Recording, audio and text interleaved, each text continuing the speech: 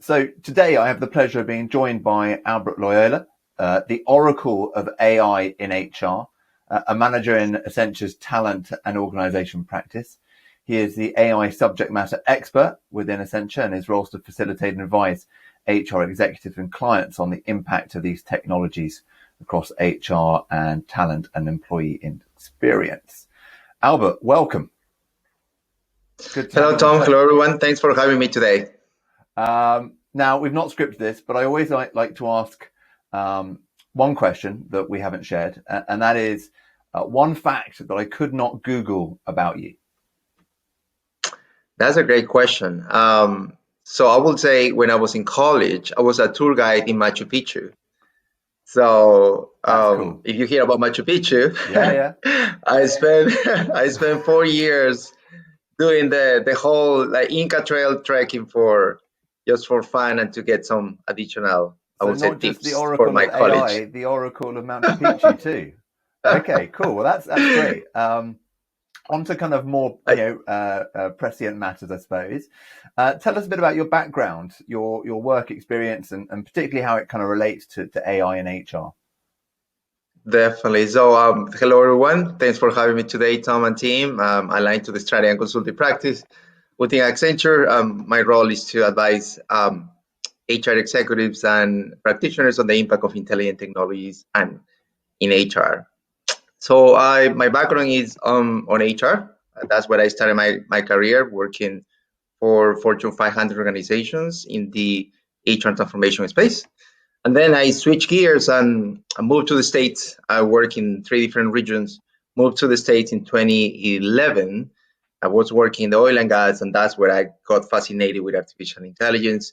Started working for a research firm in order to understand what was the impact of intelligent technologies and artificial intelligence at the enterprise level.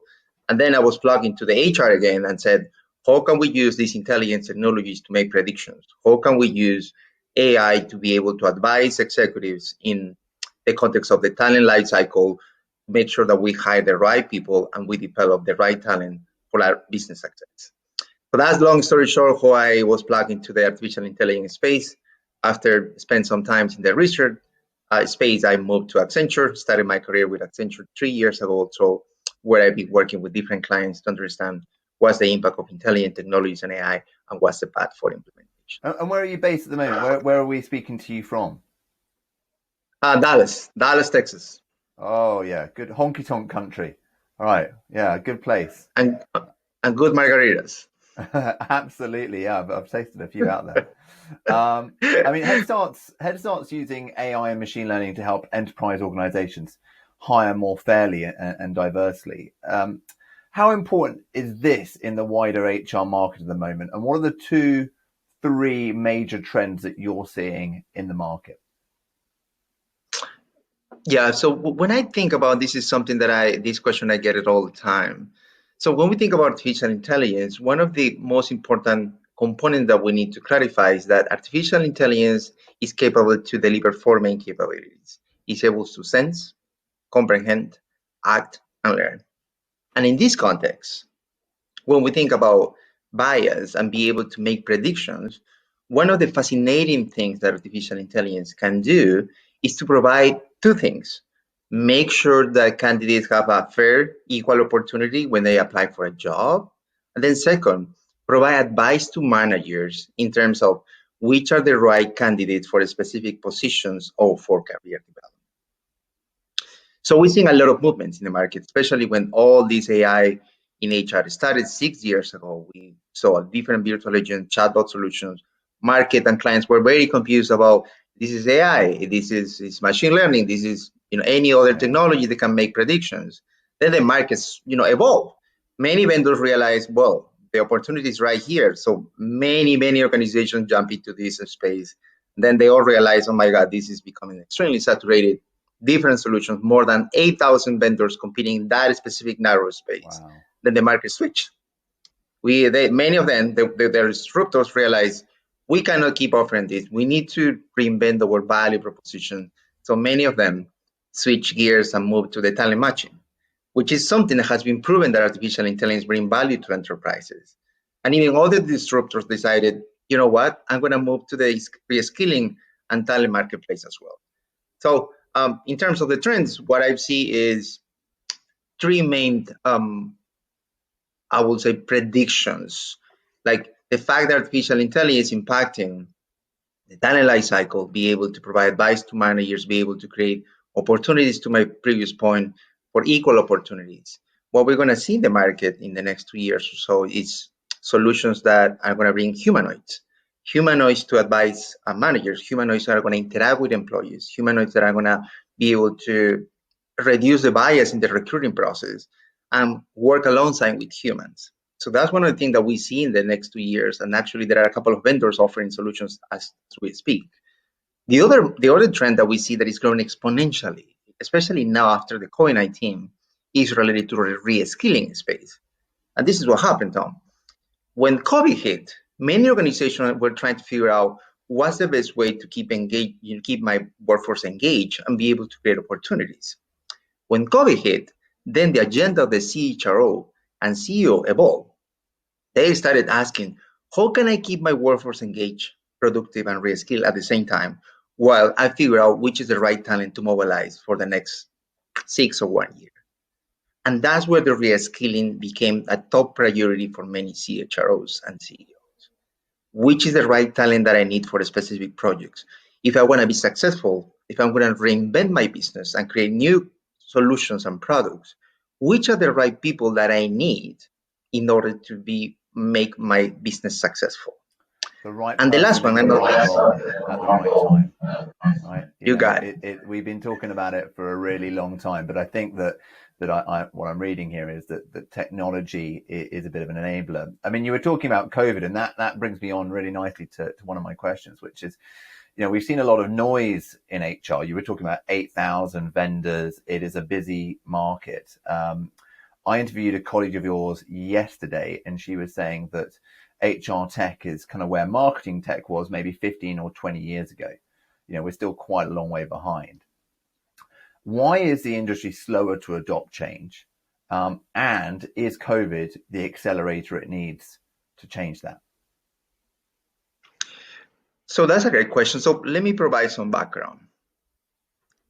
So when we think about artificial intelligence, the majority of deployments, and if we bring this to the CEO level, a CEO start thinking, how can I use these intelligent technologies to create efficiencies, reduce costs, but also reinvent my organization, be able to understand how can I create a different value proposition to succeed in the market. So what happening is that many CEOs and many organizations started experimenting with artificial intelligence. Then COVID hit. So then the agenda changed, and then they realized, okay, if I'm going to deploy a new business model, if I'm going to create new products and services, I need to start thinking about how I can redeploy my talent. Which brings me to my topic, and to answer your question. Then they were thinking about what's the best way to use technology to help me with the talent life cycle, but also help me to identify people and match them to opportunities.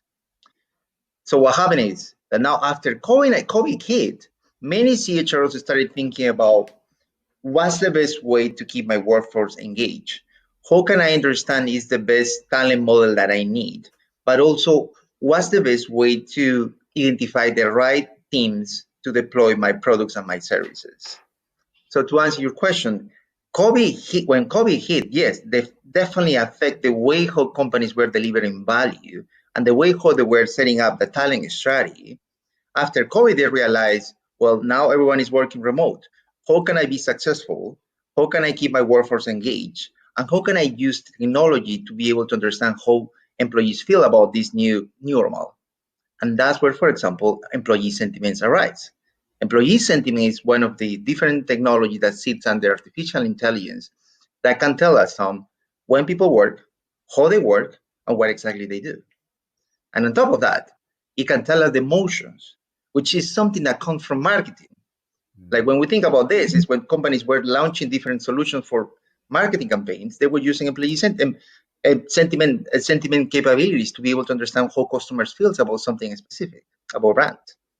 They brought that intelligent solution to the employee space, and now they can also provide advisory to leadership about how employees feel, when do they work, how do they work, and who are the right leaders across the organization. Yeah, and I think that remote working has really challenged a lot of methodologies around that. It's really kind of had to move the trust agenda that many kind of senior executives in HR have struggled with, really. Well, in fact, not just HR, more broadly speaking as well. What do you think? When you're brought in and essentially say, look, we've got this client or prospect that wants to do X and Y. What are the things that are keeping these kind of senior execs up at night? And then conversely, what are the things that are exciting them? What are the things that are getting them out of bed? What are the things that you guys are kind of leading with, if you like, to try and get them salivating for more change?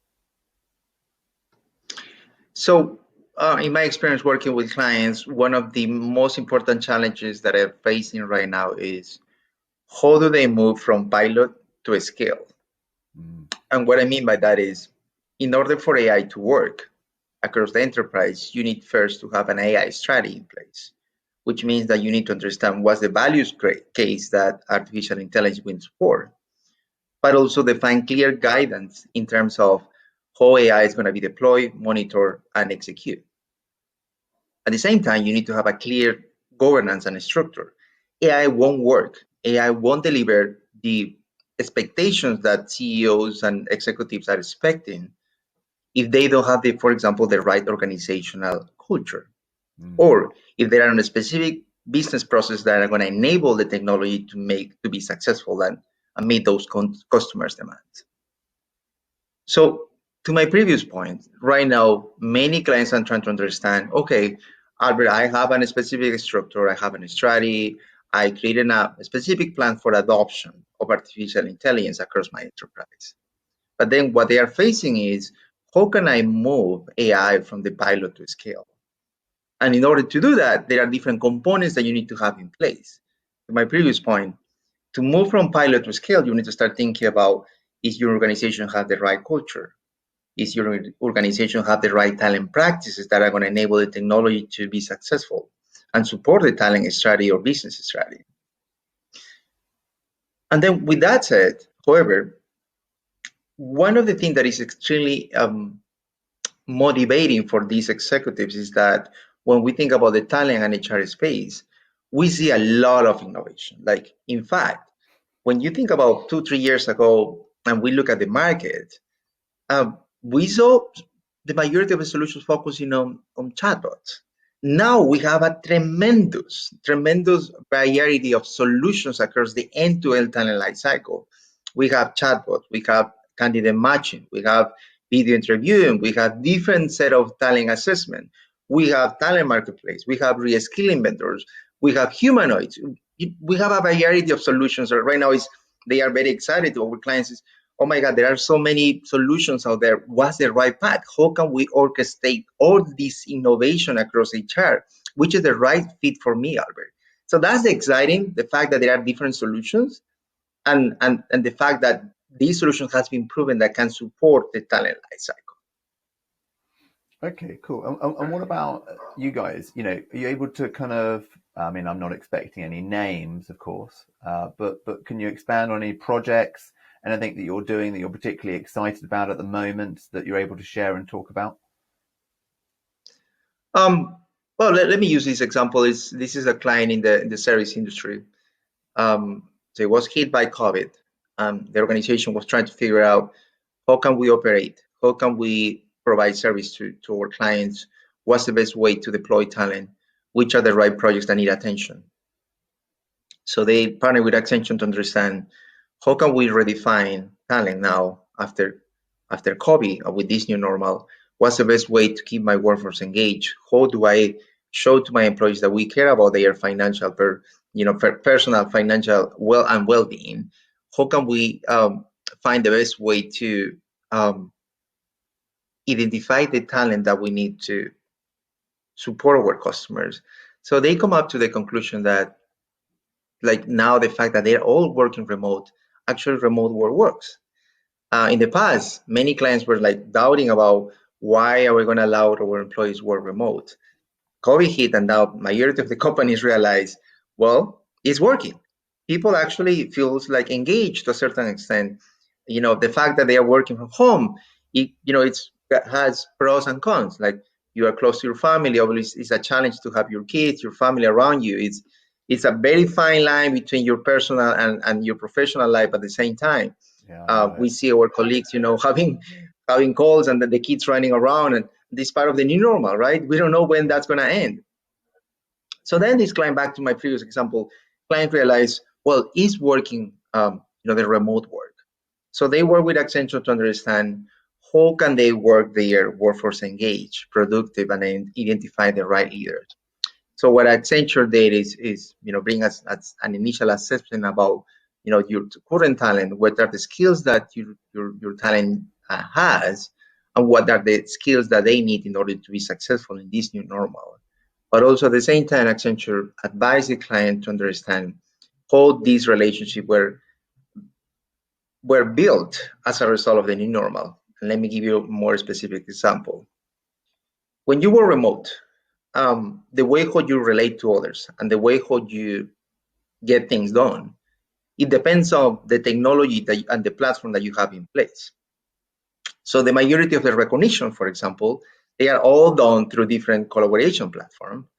And the way how you get the work done is also through these collaboration platforms.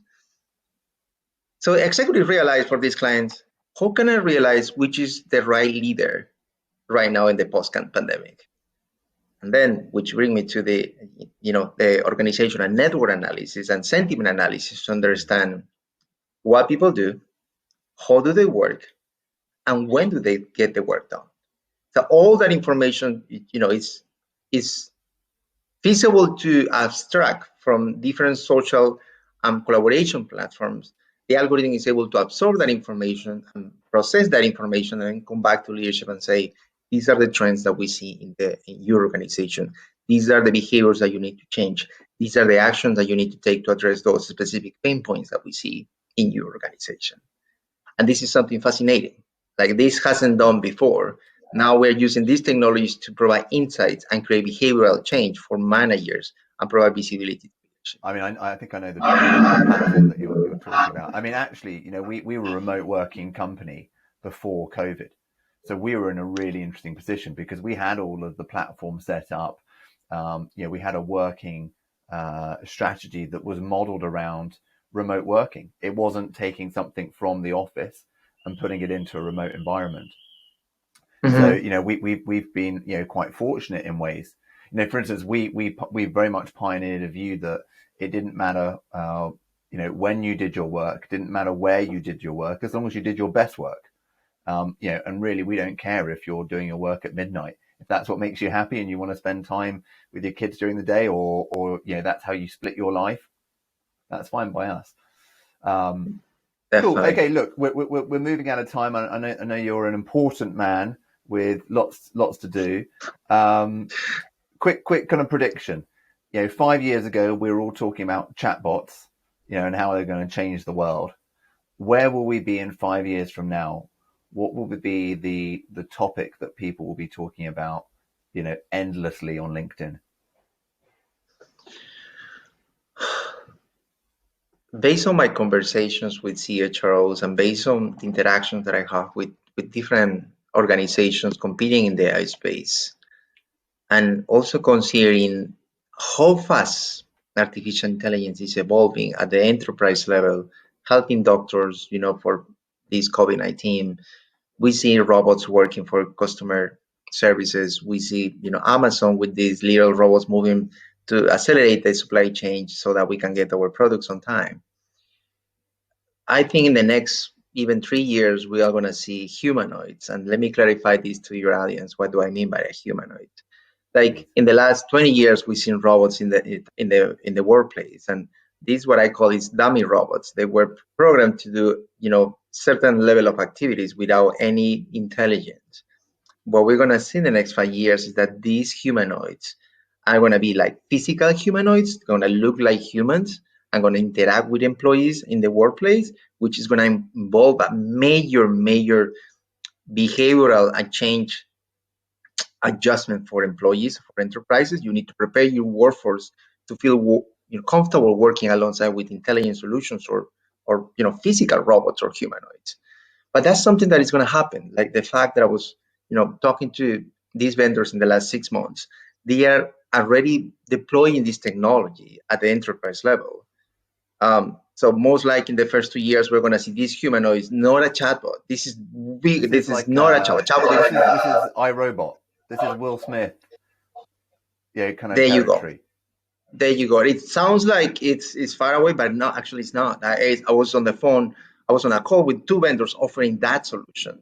Wow. And it's coming. It's coming, and there are investments. Like when we think about even investment in the technology space, we moved from 3 billion in 2017 to almost 6 billion to 2019, and the market side is projected to go all the way to 38 billion to 2027.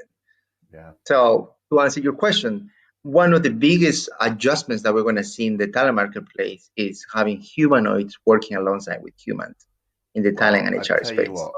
On that bombshell, thank you very much, Albert. It's been a pleasure to talk to you. We'll look forward to seeing the humanoids. Wonderful. Thank you for making the time for us, and thank you for your audience. Super. Thank you.